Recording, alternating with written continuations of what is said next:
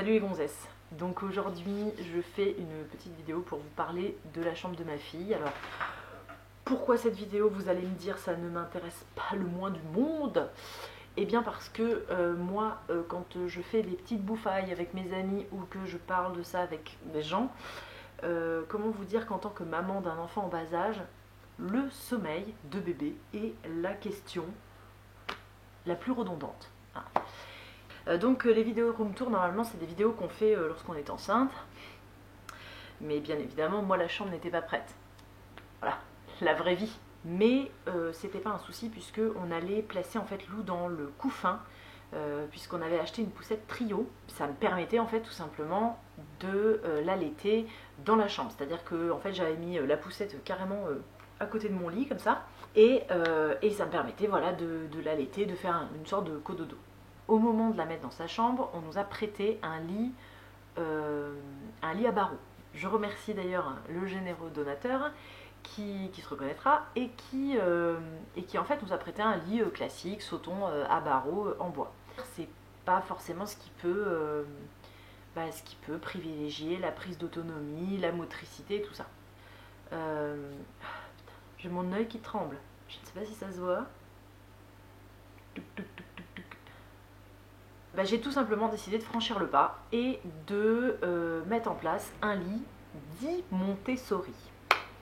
Alors, je dis dit Montessori parce que je ne suis pas une accro des pédagogies alternatives, mais quand on peut faire et que ça coûte pas cher, j'ai envie de vous dire, notre enfant nous en remercie. Donc, on a décidé de mettre un lit au sol, donc un matelas, et je voulais quand même définir un petit peu l'espace dodo. Donc on a construit cette fameuse cabane en bois, le lit maison en fait, qu'on voit, je sais pas pourquoi je fais ce geste là. Vous savez ce que c'est une maison? Bon, avant on devrait s'en sortir. Donc le lit maison, qu'on voit beaucoup sur les réseaux sociaux, donc cette vidéo, je vous rassure, n'aura rien d'original, hein. Pas la peine de me dire en commentaire super meuf, c'est vu et revu. Non, simplement je vous partage mon expérience de ce fameux lit au sol. Seule petite caractéristique, c'est que nous, on est tout de suite parti sur un lit en 90 par 190. Tout simplement parce qu'on a construit la cabane nous-mêmes. Et j'ai envie de vous dire, même si vous l'achetez, peut-être pas dans l'idée de changer de lit tous les 6 mois. Hein. Donc on s'est dit, si on voit que Lou a besoin d'être un peu plus coucouné, un peu plus lové, un peu plus... Voilà, on essaiera de réduire l'espace sur le matelas d'une autre façon. On essaiera peut-être de l'emmailloter. Bref, on trouvera des solutions. Je parle beaucoup de ça avec des jeunes mamans ou des femmes de mon âge qui ont des enfants en bas âge. Et les problématiques du sommeil de bébé sont mais ultra récurrentes. C'est-à-dire que des jeunes parents font un barbecue, une bière à la main, qu'est-ce qu'on fait? On parle du sommeil de bébé. Donc, comment vous dire que nous, elle fait ses nuits depuis qu'elle a 1 mois et demi, et qu'elle a tout simplement jamais eu de problème pour aller se coucher. Ça a pu arriver, allez, ça se compte sur les doigts de la main, parce qu'elle était malade, parce qu'elle avait fait, je sais pas, une grosse sieste et que le soir, elle n'était pas fatiguée, parce qu'on avait des invités, parce que, voilà. Donc nous, le rituel du coucher, il est topissime. On fait des marionnettes, des chansons, on lit des livres. On passe un vrai bon moment. Je suis un peu embêtée, si vous voulez, quand je fais des repas avec des amis ou que j'en parle à d'autres personnes. Je suis partagée entre la fierté et la pudeur, entre guillemets. Je ne sais pas tellement comment appeler ça. Tout simplement parce que des fois j'ai le sentiment qu'on me renvoie à eux, c'est que tu as de la chance parce que ta gamine est comme ça. Qu'en fait ça se passe mal, clairement, hein. Si ça se passe mal, c'est ta faute, t'es un mauvais parent. Si ça se passe bien, c'est que t'as eu du bol. J'ai tellement de bol que des fois je me dis, faudrait que j'en fasse un deuxième pour être sûre. J'ai énormément lu, j'ai énormément regardé de vidéos sur YouTube, de room tour notamment. J'ai énormément lu des choses sur la pédagogie, les pédagogies alternatives de manière générale. Tout ce qui peut aller vers le mieux, vers le plus sain et vers le plus simple aussi. Quand vous êtes enceinte, clairement, hein, votre entourage, vos amis, votre famille se donne un malin plaisir à vous faire une terrible bande-annonce de ce qui va se passer. Du style, tu devrais mieux dormir là, maintenant, parce qu'après ça va plus être possible. Voilà, j'ai besoin de partager cette expérience-là, parce que Voilà, c'est ce qui résume un petit peu ce projet de chaîne YouTube, c'est que j'ai besoin aussi de dire aux jeunes mamans, des fois ça se passe bien, des fois ça se passe vraiment bien. Moi j'aurais aimé, en tout cas enceinte, entendre ça. Il faut se faire confiance, aujourd'hui il y a plein de choses qui sont mises en place, parce que des gens mettent le doigt sur, attention, là c'est pas logique, là on va pas dans le sens de l'enfant. Faites-vous confiance, à partir du moment où en tant que parent on se remet en question et on se pose des questions, déjà on est des bons parents. Et ça, je pense à une de mes meilleures amies qui un jour a osé me dire que je suis une mauvaise mère. On fait tous des erreurs. On fait tous des erreurs, on tâtonne. Mais à partir du moment où, quand on fait une erreur, on se remet en question, on réessaye autre chose et on tente et on se renseigne et on en parle, on est déjà là un bon parent. Et surtout, il faudrait qu'on entende des bonnes expériences. N'hésitez pas dans les commentaires à me partager vos bonnes expériences. Et si vous avez eu des mauvaises expériences, que vous avez testé quelque chose qui a marché, qui vous a aidé, n'hésitez pas non plus, c'est comme ça qu'on avance. Donc je vous laisse avec les images de la chambre de Lou. Je vais essayer de vous donner quelques détails en faisant le tour. Vous verrez, ça n'a rien d'exceptionnel. C'est une chambre qui ne m'a pas coûté énormément d'argent. C'est surtout une chambre dans laquelle elle se sent bien, je me sens bien. Que je trouve moi jolie et dans laquelle on passe beaucoup de temps. Bref, c'est parti. Donc nous voilà dans la chambre de Lou. Donc comme je vous l'ai dit, c'est un lit donc au sol Montessori qui est surmonté d'une petite cabane en bois. Donc je l'ai placé dans l'angle opposé de la pièce. Alors ça c'est un truc que j'ai dû encore lire quand j'étais enceinte. Mais effectivement, quand l'enfant peut voir ce qui rentre et ce qui sort de sa chambre, éventuellement ça le rassure. Moi ça me paraissait en tout cas logique, donc c'est ce qu'on a fait. Vous dire que ça marche, ça c'est un bien grand mot, puisque comme je vous l'ai dit, Lou a cet agencement depuis ses 4 ou 5 mois. Alors le truc qui n'est pas Montessori, c'est la petite barrière blanche, le garde-corps que moi j'ai ajouté quand Lou a été capable de faire dos-ventre. J'ai testé un tapis, j'ai testé des coussins, un traversin sur le côté du lit. Elle a quand même réussi 1 ou 2 fois à rouler et tomber du lit. Donc voilà, moi qui ne suis pas 100% Montessori, je me suis dit, allez, un petit garde-corps, moi ça me rassure et elle, ça ne freine en rien sa mobilité. Donc les murs de la chambre sont extrêmement blancs. Ça c'est un choix de ma part, je préfère que Lou choisisse la déco de ses murs quand elle sera en âge de le faire. Donc on a laissé une peinture blanche, ce qui rend la chambre très lumineuse, bien qu'elle fasse déjà, je crois, 12 mètres carrés, ou peut-être 11 mètres carrés. Voilà, c'est quand même une grande chambre, il n'y a pas besoin de ça, mais c'est toujours plus sympa. Du coup, je trouve que le lit cabane rajoute pas mal de chaleur et habille le coin du mur. En tout cas, moi, ça me plaît esthétiquement. J'y ai rajouté une guirlande de chez Action qui coûte moins de 5 €. Ça donne une petite ambiance le soir quand elle va se coucher, qui est très sympa. Alors le lit, nous on l'a fait nous-mêmes, comme je vous le disais en intro, ça m'a coûté je crois moins de 80 €. Le seul truc c'est voilà, une bonne après-midi, une feuille, un crayon, de la géométrie, un assemblage et éventuellement un barbu si vous l'avez sous le coude. Et faites juste attention si vous faites le lit vous-même, voilà, de bien choisir du bois brut non traité. Alors les petites lumières, ça fait une ambiance cosy, mais depuis quelques semaines, on lui a ajouté le petit hibou que vous voyez là, qui n'était pas placé ici au début. C'était un cadeau de naissance qu'on avait mis au-dessus de son tipi. Là, on l'a ajouté ici parce que maintenant qu'elle est grande, elle peut éteindre et allumer sa lumière toute seule. Donc on est toujours sur voilà, une autonomie vis-à-vis du coucher. Donc c'est elle qui maîtrise complètement... voilà, quand on éteint, c'est elle qui décide finalement d'aller se coucher. Donc ça marche très bien. Au pied de son lit, on a mis des étagères Ikea, qui sont très connues. On en a mis une à hauteur et puis une deuxième au-dessus. Alors quand elle était bébé, elle ne pouvait pas l'attraper. Maintenant, elle peut accéder donc aux 2 étagères. Et on a ajouté en dessous un petit panier parce que bien sûr un enfant n'a pas que 4 livres. Donc dans la panière en fait il y a tous ces petits livres, on va dire tous les petits Kiddy Doc, les livres qui sont peut-être un petit peu moins esthétiques. Du moins sur les étagères j'essaie toujours de mettre ses préférés et de faire des roulements. Comme ça voilà, on a toujours l'impression d'avoir des nouveaux livres dans la chambre. Alors ce duo là c'est une petite découverte que j'ai faite il n'y a pas longtemps. C'est une collection, alors je ne saurais pas vous redire, je pourrais vous la mettre dans la barre d'infos. Ça s'appelle Papa m'a dit. Il y a Mon amour avec la version avec maman. Il y a aussi Mon ami sur l'amitié et la diversité. C'est des livres qui sont géniaux. Dites-moi en barre d'infos si vous voulez que je vous fasse une petite vidéo sur ces livres favoris. En tout cas, moi, voilà, j'ai une façon de les choisir bien spécifique. Alors, ça, c'est un des livres, voulais vraiment vous en parler. Parce que, voilà, c'est un livre avec des petits monstres, donc 4 couleurs. Ça s'appelle La couleur des émotions. C'est un livre, en fait, qui est un pop-up. Donc si vous avez des enfants en bas âge, faites gaffe. Moi je lui fais regarder depuis qu'elle a 1 an et le livre a quelque peu souffert. Donc en fait, on découvre déjà, on essaie d'identifier les émotions. Donc bien sûr la joie qui est en jaune. On a donc ensuite la tristesse qui est en bleu. Je trouve particulièrement jolie d'ailleurs. Ensuite on a la colère qui est en rouge, la peur en marron, noir et la sérénité en vert.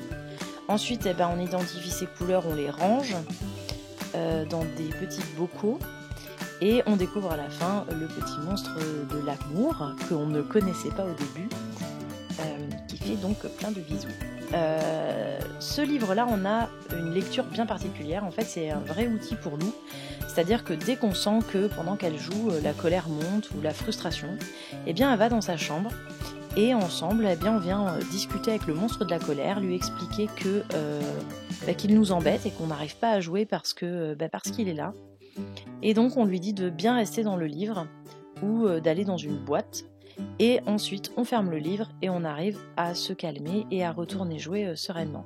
Donc pour nous c'est un vrai outil. Aujourd'hui Lou le fait en parfaite autonomie, c'est-à-dire que des fois elle vient me voir, maman colère...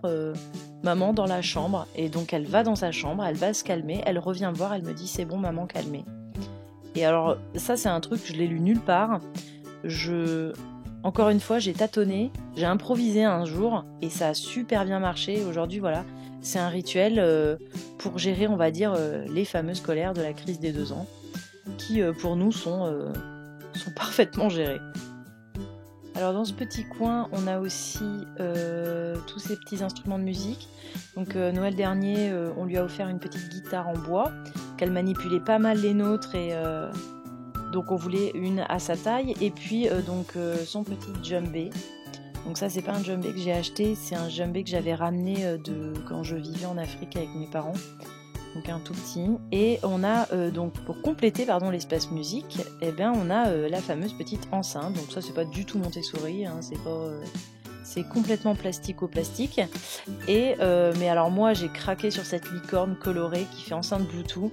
Les gamins à cet âge-là ils adorent la musique. Donc aujourd'hui elle peut prendre la télécommande et choisir la couleur de sa licorne. Et voilà, c'est tip top. En dessous, on a une petite caisse avec ses jeux de construction et une petite boîte qu'elle a eue aussi à son premier Noël qui permet de ranger toutes les petites créations qu'elle fait chez Nounou.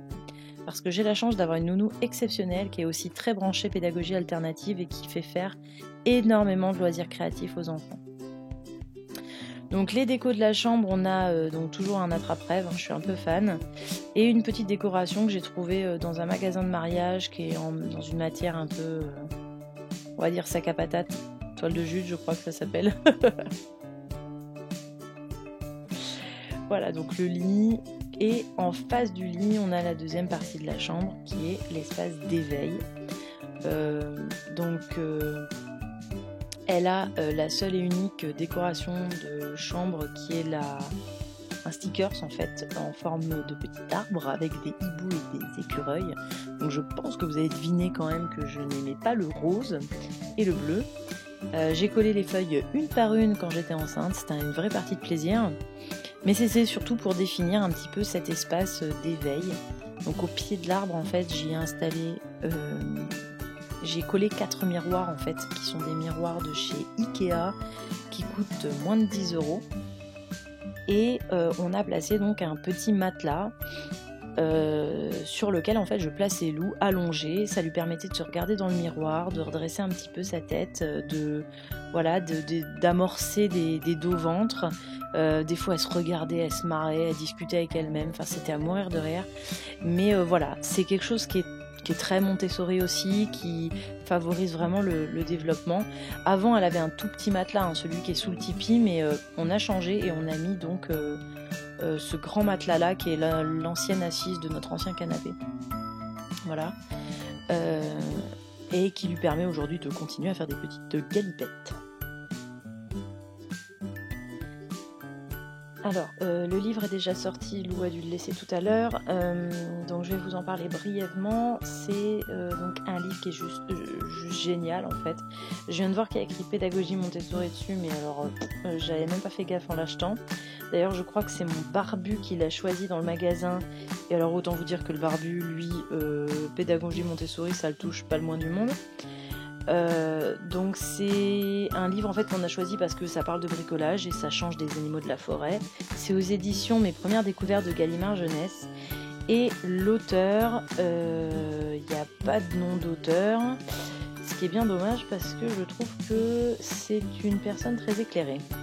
Alors, comment ça fonctionne? Tout simplement, c'est un livre qui compte. Donc, première page, un morceau de bois, donc 1.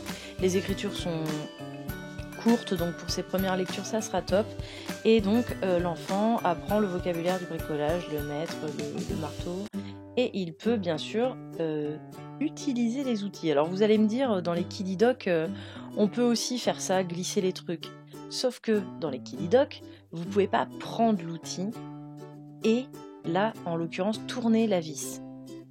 Ça déchire pas? C'est pas génial comme bouquin? Non mais moi j'étais tuée, franchement j'ai jamais vu un autre livre comme ça.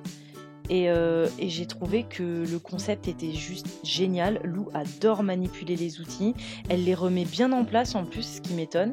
Là, vous vous dites pour les clous, comment il a fait le Gins, voilà, pour planter des clous dans un livre. Bon, eh ben tout simplement le mec, ou la bonne femme d'ailleurs, je sais même pas qui c'est qui a pondu ça, mais voilà, on plante le clou dans le livre. C'est pas juste terrible? Non, moi je trouve ça juste génial. Bon, alors juste petit bémol, les clous par contre c'est des petits outils, donc autant vous dire qu'on en a perdu 2 ou 3 je crois. La scie, c'est l'outil préféré de Lou, tout simplement parce que quand vous coupez le carton, ça fait limite le même bruit que le bois. Et elle adore entendre ce bruit quand elle scie, quoi. Enfin non, mais ce livre, il est terrible, franchement. Voilà, une super découverte. Je mettrai dans la barre d'infos la boutique où je l'ai trouvé, en tout cas pour ceux qui habitent dans le Cher. Sinon, je pense que sur internet vous pouvez le trouver facilement ou près de chez vous. Clairement, quand moi je vois ma fille jouer avec un livre, interagir, voir que ça l'occupe pendant 1000 ans, c'est... Voilà, ma fille est juge de paix, donc du coup, si elle approuve... Alors, comme je vous disais, le petit matelas qui est dans le tipi, c'est l'ancien matelas d'éveil que j'ai mis là pour faire petite banquette. Et finalement, c'est notre changement de canapé qui a initié le changement de matelas. Maintenant, elle a un matelas beaucoup plus grand et vu qu'elle a commencé la baby gym fin 2018, autant vous dire que ce matelas est salutaire. Quand je vois cette vidéo, je me dis entre ce matelas, celui du tipi et son matelas de lit, quoi. Je me dis que cette gamine est vouée à rouler toute la journée en fait. Alors, le tipi, vous l'avez bien compris, je surkiffe les cabanes, hein, ça, je pense que ça c'est acquis. C'est un tipi qu'elle a eu comme cadeau de naissance, donc moi j'aurais pas forcément choisi un tipi avec une matière comme ça déperlante, mais j'aurais choisi quelque chose en lin, en coton, en toile, mais voilà, j'adore les couleurs, j'adore les chevrons, ça se marie super bien avec la chambre et Lou s'en sert énormément comme cachette. Il suffit de tirer les languettes, là c'est facile à utiliser en fait, elle utilise les languettes, les scratchs et elle se cache à l'intérieur. Et donc elle s'assoit parfois dans son petit tipi pour bouquiner. Donc le petit matelas qui était l'ancien matelas d'éveil, vous l'avez compris, j'y ai mis une petite couverture, alors qui n'est pas forcément raccord avec la chambre, mais j'y tiens énormément. C'était la couverture de mon petit frère quand il était bébé. Mon coussin d'allaitement, et voyez, ça lui fait une petite banquette. On y cache aussi le zoo, donc c'est ici qu'on met toutes ces peluches, et notamment mon coup de cœur, ce petit renard de chez Lilliputien, qui coûte juste 1000 €, hein, mais bon, moi et les renards, voilà, maman a débranché. Sur le dernier mur de sa chambre, eh bien, on a son dressing avec placard de chez Ikea. Je crois que c'est la collection Stuva. Je suis pas sûre qu'elle soit toujours dans ce style-là. Mais voilà, c'est des placards que je voulais évolutifs. Ça doit être le plus gros investissement de sa chambre, je pense. Je crois qu'on en a pour à peu près 250 €, peut-être 280.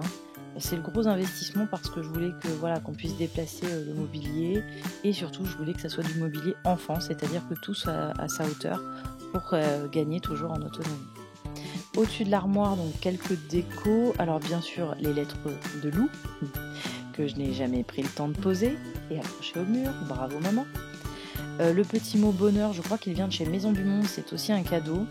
Bon, les moules de pieds et de mains, ça normalement tout parent qui se respecte le tente au moins une fois. Et ensuite vous avez le petit renard que j'ai fait quand j'étais enceinte. Alors j'en ferai sûrement d'autres. Si ça vous intéresse, dites-le moi en commentaire que je pense à les filmer pour vous expliquer. Mais alors c'est vraiment simplissime. C'est-à-dire que c'est une planche en bois, des clous, j'enroule de la laine. Finalement le plus difficile, eh bien, c'est de trouver l'idée, c'est de trouver le motif. Et je crois que celui-là je l'avais trouvé sur Pinterest. Enfin en gros, voilà, c'est extrêmement simple et ça décore super bien la chambre. En tout cas ça donne un aspect très naturel, c'est raccord avec son lit, c'est raccord avec voilà, ce que moi je voulais transmettre là. Et voilà, donc ça c'est la chambre de bébé et c'est sa chambre depuis qu'elle a environ 4 mois et aujourd'hui elle a 2 ans passés. Merci d'avoir regardé cette vidéo jusqu'à la fin, j'espère qu'elle vous aura donné quelques idées ou même inspiré. Si vous avez envie de partager votre propre expérience, eh bien n'hésitez pas, les commentaires sont là pour ça et je serai ravie d'échanger avec vous. En tout cas, si la vidéo vous a plu, n'hésitez pas à laisser un petit pouce bleu pour montrer que vous êtes là ou vous abonner à la chaîne. Et je vous dis à très bientôt pour une nouvelle vidéo. Ciao! Salut, c'est la gonzesse et on est dans mon canapé. Oui, par exemple, oui, c'est une très bonne idée. C'est une très bonne idée ce qu'il vient de dire.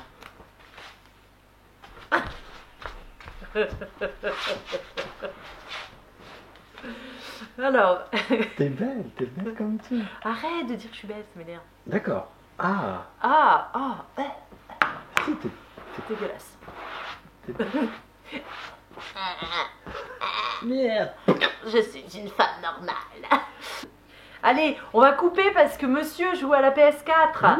Non, bosse ma bichotte. Hein. Moi je joue sans son. Ça c'est le talent si tu veux. C'est vrai que des gens qui sont pas très bons ont besoin du son, mais je vais en courant à mon putain de pompe bleue et voilà, c'est bon, je peux jouer. Je joue à Fortnite pour ceux qui connaissent. Amateur. Si vous aussi vous avez un homme de 37 ans qui a la maturité d'un gamin de 15 ans, n'hésitez pas à me partager dans vos commentaires. Mais c'est l'essence même. Hein. C'est l'essence même de quoi? La virilité? De l'homme. Allez. En même temps je dis ça mais je suis une daronne qui joue à la console. Ah, si toi aussi tu sais jouer à Fortnite mieux que ton propre mari. Faux. Ou que l'adolescent. Faux. N'hésitez pas à me le partager dans les commentaires.